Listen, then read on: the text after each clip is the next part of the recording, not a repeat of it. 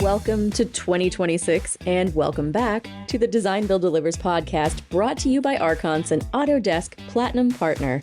I am your host, Erin Looney, from the Design Build Delivers podcast studio at the DBIA National Headquarters in DC. Now, early in the show, you'll hear me mention that we're in a new studio, but it's more like an improved studio.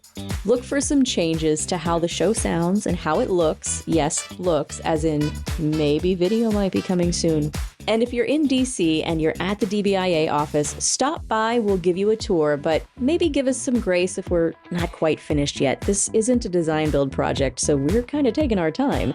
It's just some plants, some new lights, some new equipment that makes the show sound better and makes it more entertaining for you.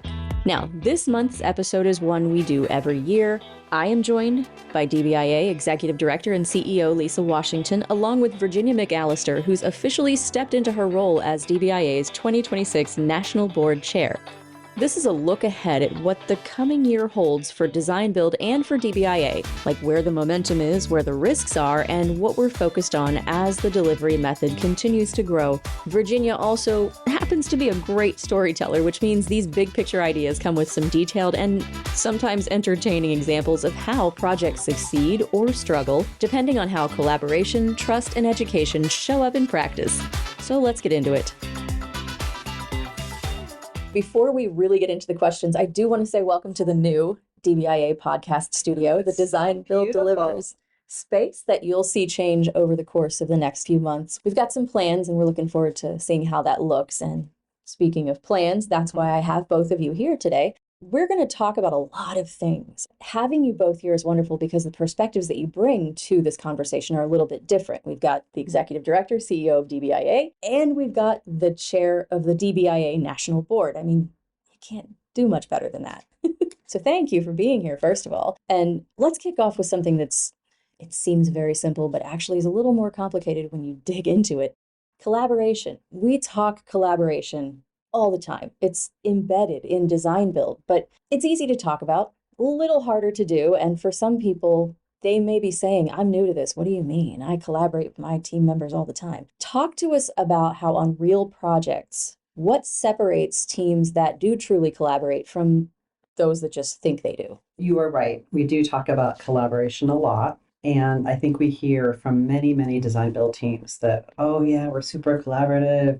We let the architects talk to the owners. And one of the best examples I can give you of the kind of the essence of true collaboration is when everyone's in the room together and you're going through and you're solving problems together. We were working on a convention center hotel in Denver, and we had this really great superintendent who had just done an insanely difficult project in the mountains. And we were going over some design options, and he said, well, what if we did X, Y, and Z, because that would be really good. It would not only save us money, but it would give us a better view from the building to the mountains.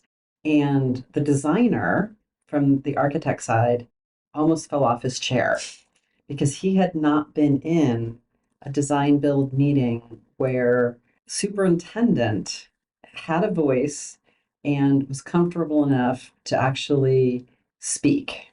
And I know that seems insane because superintendents talk all the time, right? But to step into a problem and solve it by using both construction means methodology and design is uncomfortable for many people. And I've talked to other contractors who have said, I don't want to go to design meetings. I don't care what the design is. I just want to build it. And so the beauty of design build is that we're bringing together many people with many, many, many different perspectives. And we have to be open to understanding what they're bringing to the table, as well as open to listening and creating safe spaces for people to bring up their ideas. And I think this will become even more important as we move into the next generation of design builders and contractors, architects, engineers, sub-consultants, and subcontractors. I think one of the most important things about what we're trying to do is we are, in a way, radically transforming our industry. We are saying that what happened in the past isn't good enough, and that the opportunity where we actually bring people's expertise together in an open environment and they can be heard makes the project better. It makes it more efficient because people are getting information when they need it.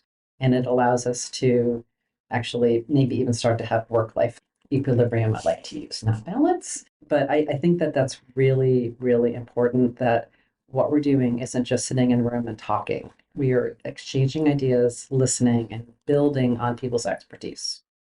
Well, what is left?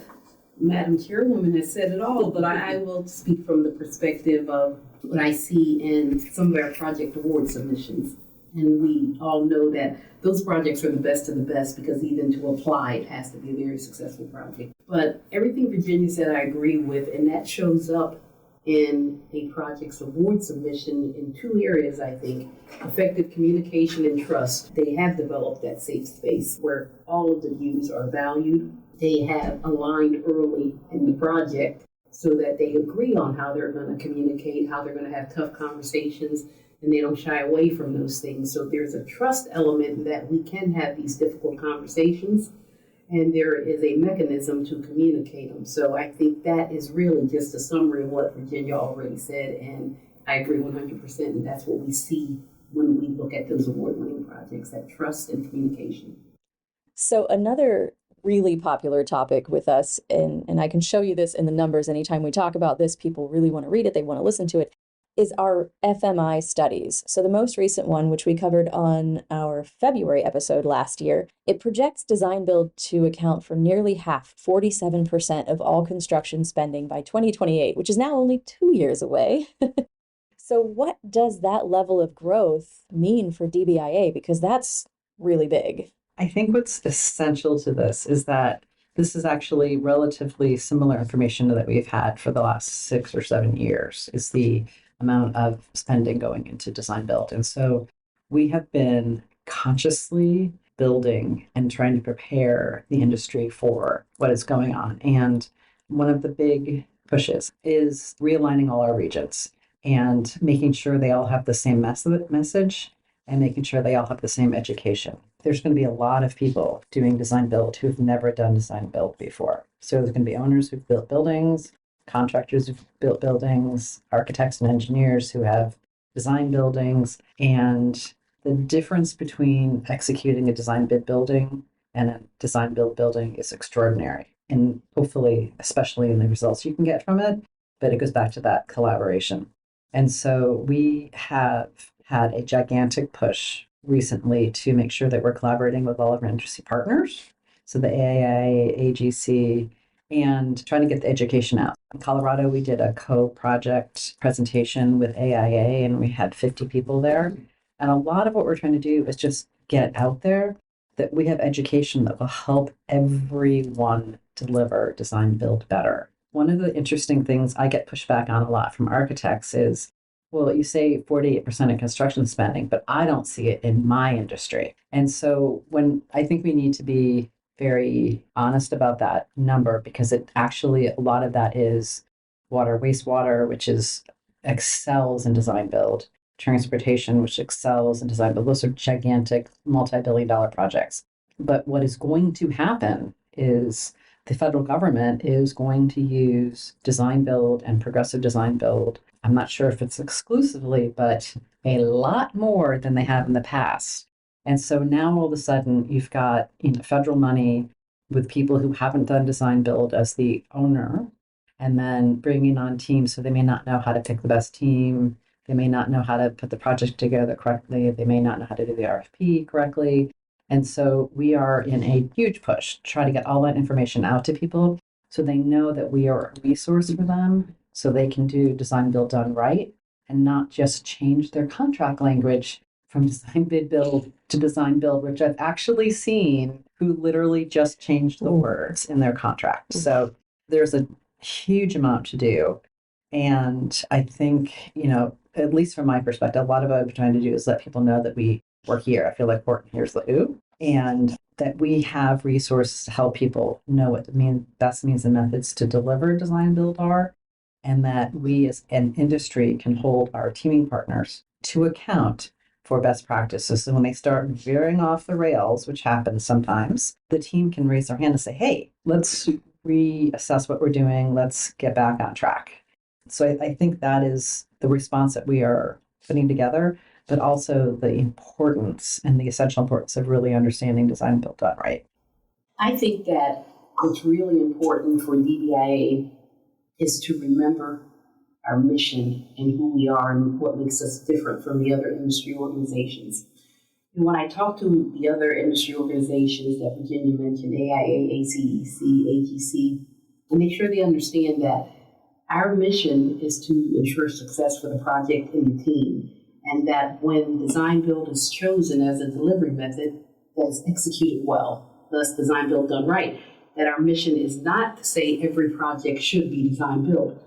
So we're very distinct in that we are focused on the how-to of design build. And as design build grows and evolves, we have to stay laser focused on our mission of making sure we keep track of the trends and the evolution of design build, because it's going to continually evolve. The single point of responsibility contract will change, but elements of how to elevate the process for more optimal outcomes will evolve as technology evolves, as new ways to collaborate evolve. And as we work with the other industry players, the other organizations, we need to make sure that we don't start to dilute the focus of what we're doing. We need to make sure that all these organizations understand that we are not competitors. We complement what they do. We have one singular focus, design, build, done right. And we want to make sure that we remain that center of expertise, because that is historically what we focused on. When design build was a much smaller percentage, there wasn't as much interest from the other industry organizations. As it approaches half of construction spending, everybody's interested. So what we don't want in industry is lots of people developing how-tos and best practices, which will only serve to confuse. What we have that I believe is very valuable to industry is a very diverse membership that represents the entire design build team. And every product we develop takes into account the perspective of all of those players, which means that we are able to produce best practices that ensure that success, whole team success and project success. So I think as it grows, we stay laser focused, and that the other industry players understand that we've got one singular laser focus. You've been talking about design, build, done right, which we know in this room is at the core of DBIA's work, and hopefully our certified professionals, our members, and everybody also knows that, but that doesn't mean they know everything about it. They design, build, done right without tangible evidence is just another buzzword, right? But there has been a real appetite across the industry for very honest conversations, not just about what goes well, which you've both been talking about, but also when things go wrong. We saw this in November in Las Vegas at the annual conference. There was a design built done wrong session that was incredibly popular. So we know people want to see, and they don't want to put people on blast. I think that tends to be the hesitation is, why do we want to talk about when we mess it up? But people want to see that honesty, and they want to see what happens when you do have a hiccup. So can you guys talk a little about where projects most commonly start to go off track? I think the more we talk about design, build, done wrong, the more we normalize that it's okay as long as you're learning from it.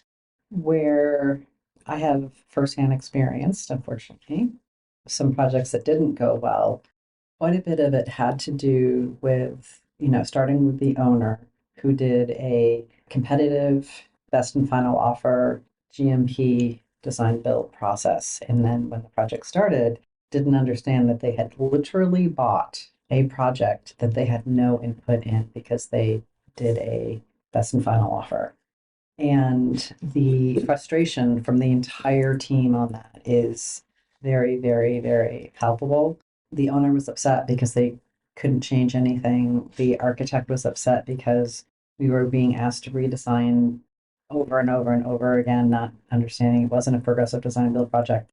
So I think, there's that kind of fundamental misunderstanding. And we've seen procurements where the owner hired an owner's rep who did a phenomenal job writing a beautiful, beautiful RFP. And no one on the owner side was trained. And the client's getting maybe 60% out of the project that they should be because they didn't understand the process. And so I think, again, going back, owners have to be educated, partially because they need to know when the team is going off the rails. The second place that I see this often happen on projects that I've been involved with is just because it's the same team doesn't mean you're going to end up with the same outcome. So if I join contractor A with architect B and put them together, and we have a wildly, phenomenally successful project, even in that same market, if I do contractor A and contractor B, but I change the teams, I can have a very poor outcome. And so it's not just the companies themselves being part of DBIA and participating, it is the individual people who are leading the projects and how they do it, and whether they just fall back onto design, bid, build mentality in which the design team is just a subcontractor to the contractor. And I've had situations where I've actually had a design build superintendent tell me that I didn't have a choice in the color of the building because he didn't want to do a mock-up. And I actually had to call the VP of that this is a gigantic construction company. But this is where understanding design build done right best practices and having collaboration and having trust and respect in a project are the most fundamental things. So my project manager didn't say anything to me until after the building already got painted the wrong color because the superintendent wouldn't do the mock-up. Oh. And so, because he's like, we're too big of a rush. And so it was just an unfortunate thing, but it was his last project in his career. And he came from design bid build and was put into a design build project with zero training. And my project manager also didn't feel comfortable that they had a voice that they could say, hey, there's a problem here. And so I think this is a cultural thing where we have to have safe places for people to be able to say, hey, this is actually installed incorrectly, or this is not the right spec. And, we have other projects where the contractor just starts giving us submittals and they're all wrong. And the team is afraid of the contractor. And so they start reviewing them as opposed to saying, hey, stop. This doesn't meet the spec. And I've seen this as we do some owner's rep work too. And I've seen it where the client accepts substitutions without actually going through the process of accepting substitutions. And then there's a ripple effect because whatever they accepted, they didn't understand, didn't fit with the rest of the system. There are so many places for projects to go off the rails. And so the project teams that actually succeed in the end, where everyone is whole, the client gets an outstanding project, et cetera, are when things start going off the rails, people raise their hand and say, hey, we need to stop. We need to figure this out. And it doesn't mean stop construction, but it means stop doing what we're doing because it's not working. I would love to believe, and I'm sure you didn't because you're a decent person, that you handed a roller and paint to the superintendent and said, have fun. That's what I would like to do. I would have liked to have done that too, because every time I drive by the building, it makes me sad. Oh, it's still the wrong color. It is still the wrong color. Ooh. A lot of what you were just talking about has to do with knowing what those best practices are and knowing what design build done right looks like. And one of the biggest pieces of DBIA, we are an institute, is education. So let's talk about, as if you didn't just illustrate it, let's talk a little more about how education and certification are so important to design build, and particularly with first-time owners entering the space. Absolutely. I think it's essential. And we're working on an update right now to our Design Integration Manager course. And then we're actually rolling out 2 new courses, Owner Advisor and Progressive Design Build, which is unbelievably timely, especially with the DoD right now. They are going full bore ahead on Progressive Design Build. And it scares me a little bit because I've seen projects go off the rails when it's a design build project and the owner doesn't know what they're doing. But when the entire team is doing it for the first time together and going through the process of programming and concept and coming up with the budget collaboratively, et cetera, I think it can be very scary for people. And so that's why 4 years ago, 4+ years ago, we decided that we also, DBI, needed to own Progressive Design Build. So there are other people out there that are trying to also define it, but our work is actually based on real research, and there's ongoing research on progressive design build, why projects are really succeeding, what the weaknesses are and the ones that don't. And I think that what we're doing is, even though it's one of the older ways to build, like Gothic cathedrals were design build. And I can do a whole session on that because I know a lot about it. But Be careful what you put out there. what we are proposing is a radical transformation in how projects get delivered. And we really are not just making stuff up. This is based on actual research and best practices. And there's lots of research. Keith Molinar did a really great research a little while ago showing that the teams that actually have true collaboration succeed blindingly better than teams that are just okay or that have conflict. And, I think that especially with the next generations coming up, they're in this weird mixture of being really collaborative, but also not very communicative. Mm-hmm. And so we have a lot to do as an industry to break the chains of, well, this is the way we've always done it, to what if? And if we can start really looking at our work from what if we actually only did 1,700 of the 3,500 submittals? I had a project, the project manager sat down with the owner and said, what do you want to see? And the owner picked out 1,740 things that he wanted to see.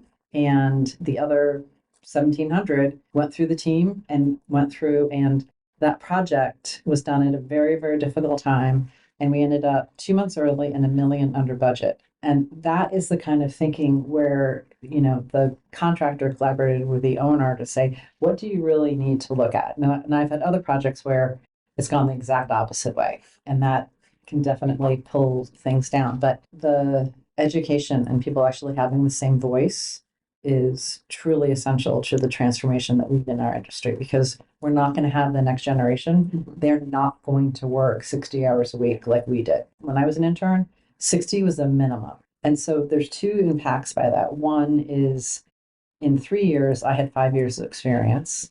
And secondly, I literally didn't have a life for the first 20 years I practiced architecture. Right? Like I worked all the time. And so, but that's what I was talking about, that the opportunity for equilibrium, it really does mean that we have to do things in a radically different way.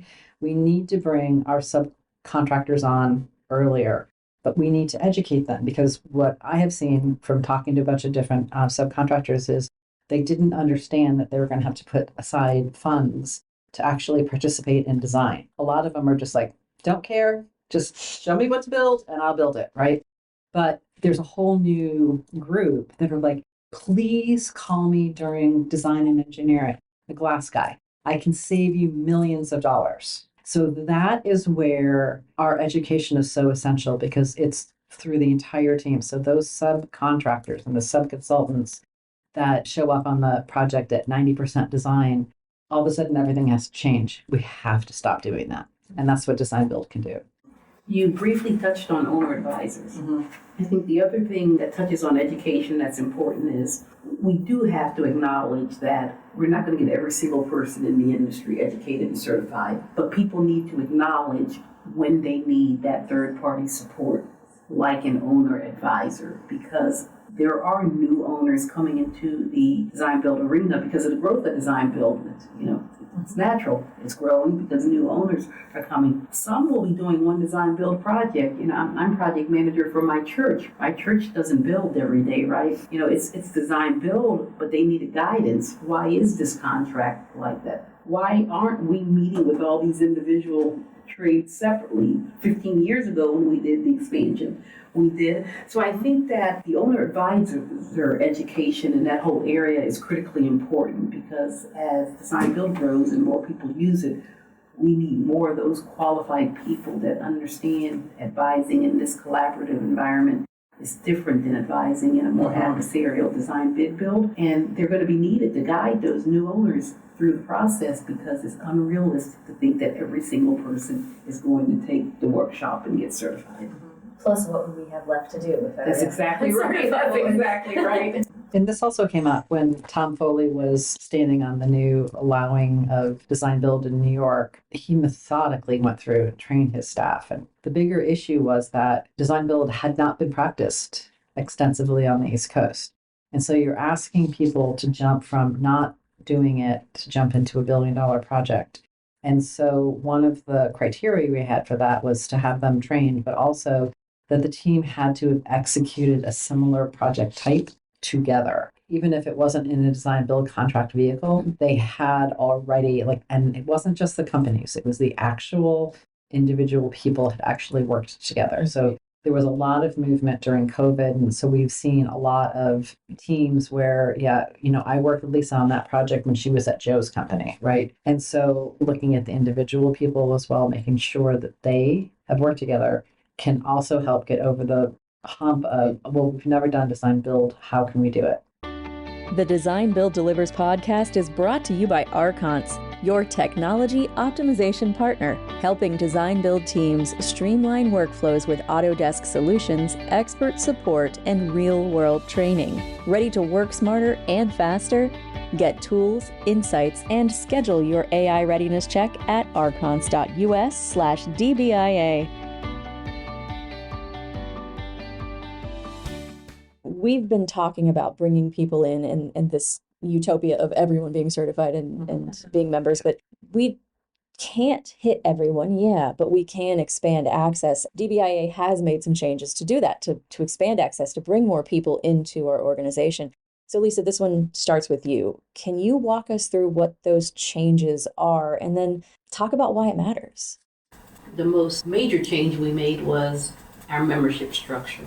And the change was intended not to bring in more revenue for membership. We are a nonprofit. We do need money to reinvest in the organization. But our goal with our membership change was to expand access to the tools and resources that we have here at DBIA. So I am very thrilled to say that in a year's time, we went from about 9,000 members to 23,000 members because we removed barriers to access by saying that our industry partner firm members, the companies that join DBIA, they can have as many individuals within their agencies or firms join DBIA, be on the membership roster as they'd like. Previously, they had a certain number of slots they could fill, anywhere between 2 and 10 slots, depending on the type of firm you were. In thinking through what the organization is here to achieve, which is design build done right for those that choose to engage in design build to enhance project outcomes and to make a better use of taxpayer dollars, obviously.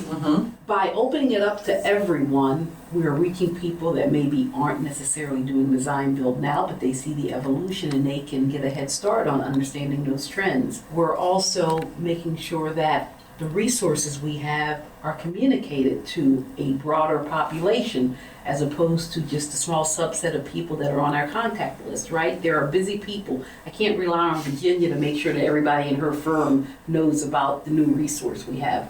We want them to have that information directly. And the other thing that's really important about this change is that there is power in numbers. Design build for the public sector doesn't just happen. You need legislative authority. And as an organization, while we do not have a political action committee and our advocacy is focused more on education, not necessarily lobbying, we do need to demonstrate critical mass when we talk to owners and legislators about the value of design build. So there's power in that number and it just expands our reach. So our goal is to make sure that our resources are accessible to as many people as possible. Not that we make an extra dollar because we charge an extra $300 to have someone on the roster, because our goal is that that next project that they work on is done well, and that people on that project, even if they didn't sit in the classroom or get certified, they can pick up an 8-page primer and read what the best practices are. They can have access to information that at least makes them knowledgeable at a surface level on, this is what I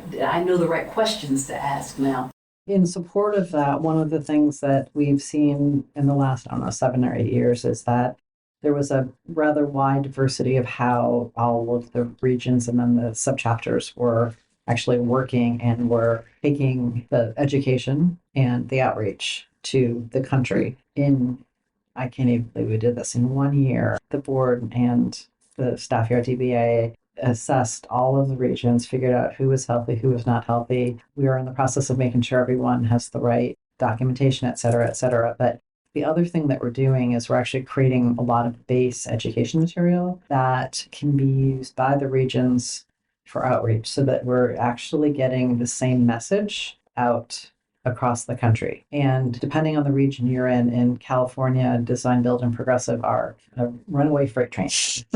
They are just going. In Colorado, we use design build quite a lot, but it's actually a very different process. And so you don't know how the message is being delivered differently until you actually start talking to people from all over the country. We have a whole new set of staff for this. So we've got an overall leader, and then we've got regional direct leaders. And the whole idea behind that is to have a consistent message across the country so that it's clear that everyone who's participating in this is part of the same organization, the same goals, and the same approach.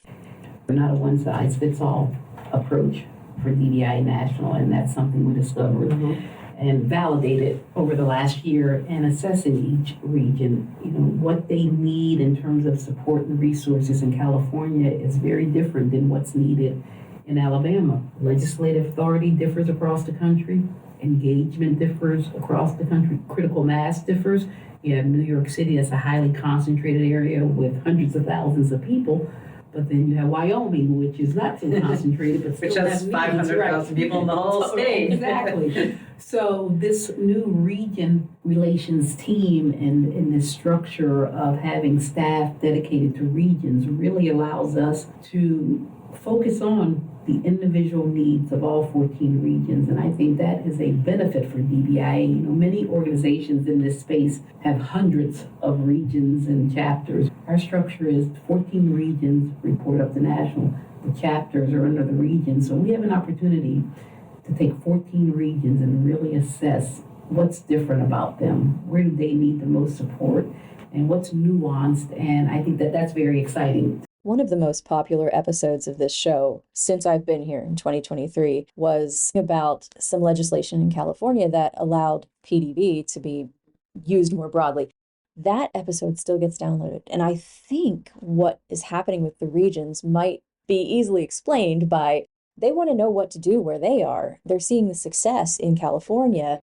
And now what does that look like? Like you said, in Alabama, what does that look like in Florida? Is it just changing the name of it so that it's palatable? And I think that episode was so engaging because it was a success story. The next step would have been, well, that won't work here. What do we do? I think that's really essential because there are extreme nuances to how design build can be implemented. So if you work for a city that requires X, you really have to work with them to figure out how can you do design build when X negates design build. Right. And quite frankly, it comes back to trust. So for example, if you have to have 3 bids on everything, you have to pick the low bid. That doesn't actually work for design build because you actually have to tie up some of your subcontractors during the procurement process, right? And so how does the client feel that they're getting the best use of their money?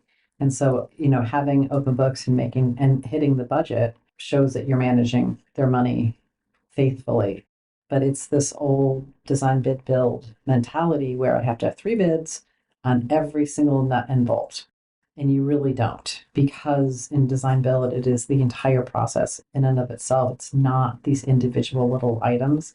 I think that makes that distinction and understanding how design build is regulated in your environment really is one of the strengths the regions can help businesses, design build teams execute design build better and make sure that the project gets everything out of the money that they possibly can.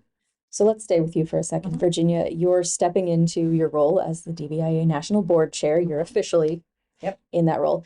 What's the issue or the idea that really gets you excited about doing this work this year? I actually have a couple. So the first one is the progressive design build. So when I was at the SAMI Small Business Conference, every DoD was like, we're just going to do design build, right? And so it excites me and it terrifies me because I think the best intentions of mice and men soon go asunder. It is innovative and it can really deliver the best projects for the money for the client, especially in federal contracting, because one of our biggest issues is that when we finally get to a project, and this happens a little more in the DOI, but the procurement is 10 years old. So the program of requirements is 10 years old. Science doesn't stop, right? So if I'm doing a scientific project, I'm now working on something that's 10 years old. So the day when I start that project, it's wrong. So the beauty of progressive design build is that it's building on the most current, future forward aspects of our industry and will help our clients get the most out of the budgets they have. The scary part is that they don't really know what they're going to get until they collaborate and get through the whole thing. My second really big. Before you move to that Yeah. one, I have a question that may set us up for another episode, which is you're talking about things being essentially outdated. And with the growth of Yes. technology, just I'm thinking of AI, of course. I suspect that makes a difference if a project is over several years, that this technology is moving at lightning speed. And without the ability to adjust, you're then stuck with old tech, old ways of doing things, old processes.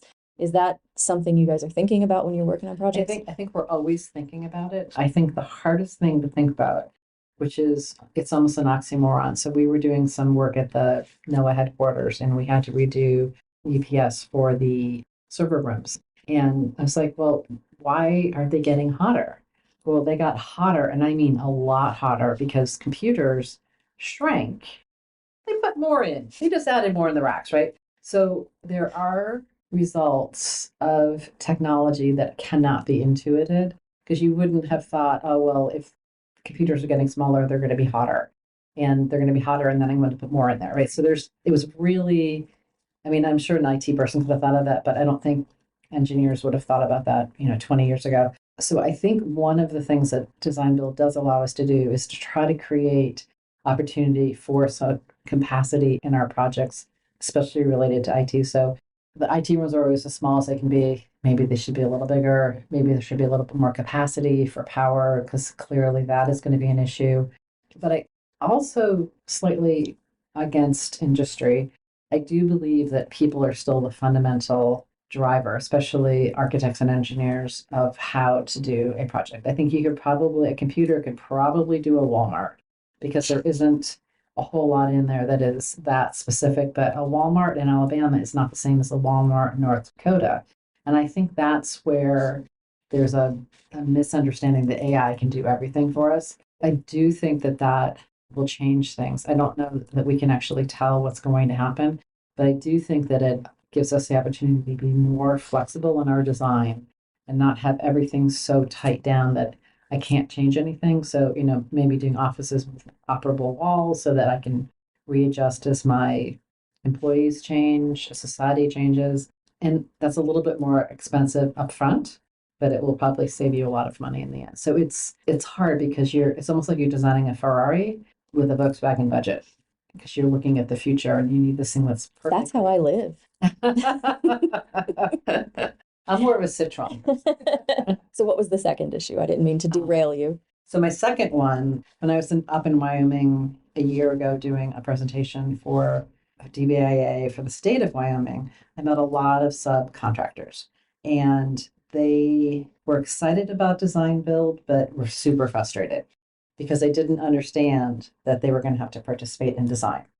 And at our Rocky Mountain Region members meeting last month, I sat at a table full of subcontractors and they're like, we want to get in right now. We want to be there at the design phase, right? So there's a very wide range of the people that actually build our buildings, the people that supply the glass, that do the masonry, that install the steel, that don't understand the design build process and haven't understood it in a way that they can build in the time to sit in design meetings. Because, a lot of these businesses are small businesses and they just want to show up and do exactly what they're told to do. So that was kind of what I was talking about with this radical transformation, is having the whole team really think, what subcontractors and subconsultants do we need to bring in earlier? So, like, for example, the IT people always get brought in right at the end because they're really expensive. They don't want to hit the owner with that too early. But getting them in much earlier would allow us to design raceway systems, et cetera, for them to go through the building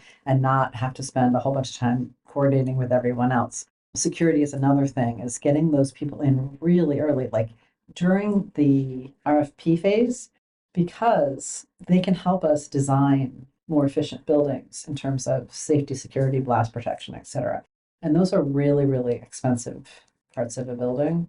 And for some reason, we tend to let all of those subcontractors, subconsultants, like hang out in the ether until we need them. So I think really trying to get the collaboration, but my goal is to try to get more subcontractors involved and educated so they can understand. So again, they can be raising their hand at the right time during a procurement. So let's do a little speculation Yeah. for the final question here. Every year, DBIA puts out new resources. We update our tools. We tweak our guidance. What does this year look like in terms of resources, tools, and guidance that DBIA is going to deliver to help owners and practitioners, everybody, some of the people you were talking about, the owners, the owner advisors, to help all of these people put design, build, done right into practice more consistently and better? The three courses I mentioned earlier, so the design integration manager, the owner advisor, and then the progressive design build, those are all super key elements to a successful design build project. And I'll take the design integration manager for an example. So almost 2 years ago, we did a new design integration manual. And everyone's like, oh my God, I can't believe one person can do all this. Well, oftentimes one person cannot do all of it. But the bigger issue, and the reason that we did it the way we did it, is that the whole team needs to understand what has to happen when. When is the best time to do your, I'll use the BIM PXP. When is the best time to do that? Actually, during procurement, so that your whole team knows what they're bidding to do the model. If you do that after you've already been awarded the project, you may not get everything that you actually need, right? So that's just one example of something that the design integration manager is in charge of leading, not doing. And so there are still design builders who are reticent to actually identify that position as a person. They're like, our owners won't let us have any more overhead, blah, blah, blah, blah, blah.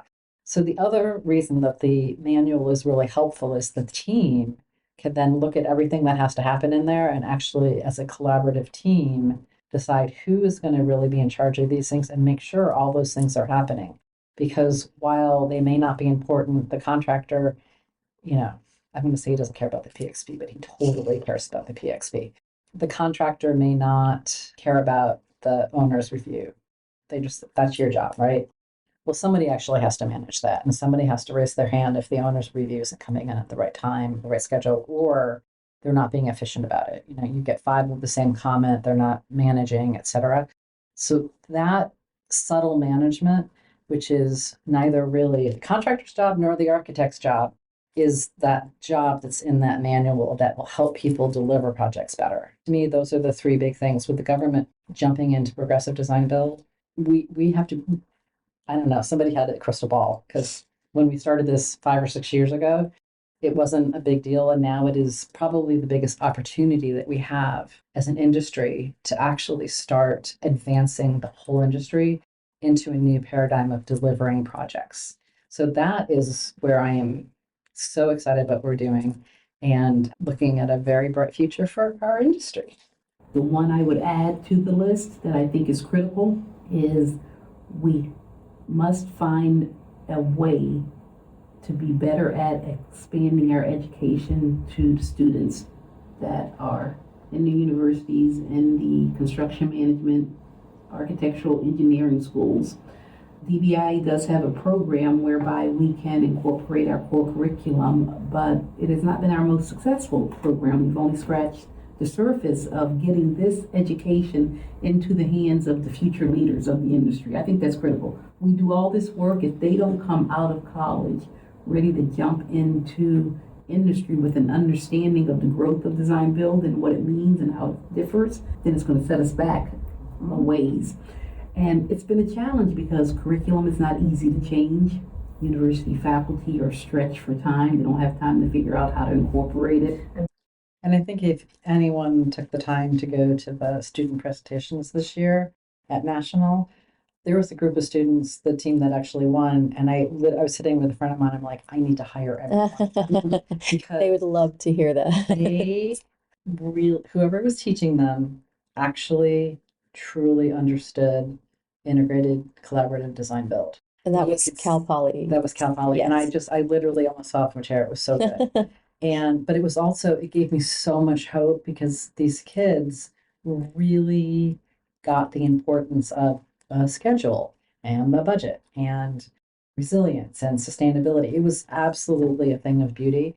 And But that is, I think, what Lisa's talking about is that we have to get that into all of the More, yeah. all of the industry education, because that is what will also help us really transform what we're doing and really deliver excellence in every project that we do. And I'm going to call that the last word. Okay. I'm going to thank you both, Virginia and Lisa, for coming into the Influx studio. It is not a design build project. Maybe it should be.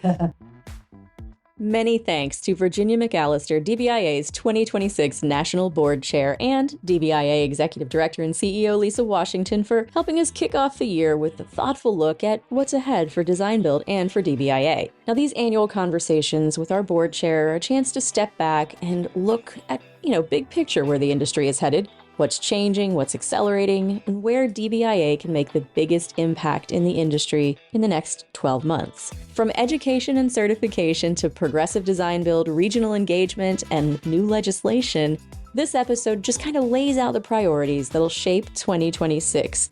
As always, you can find resources, tools, and upcoming education at dbia.org and in the show notes. And if you enjoyed this conversation, make sure you subscribe to the Design Build Delivers podcast, brought to you by Archons, an Autodesk Platinum partner. Learn more at archons.us/DBIA. I am Erin Looney, and as always, thanks for listening.